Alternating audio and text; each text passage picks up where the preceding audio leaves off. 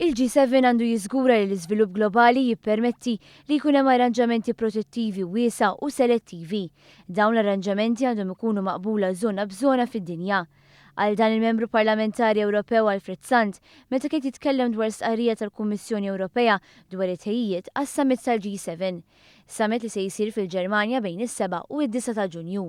Sant qal li r-riżultati ekonomiċi li jinkisbu globalment u f'reġjuni differenti tad-dinja qed jitqiesu skont kejl finanzjarji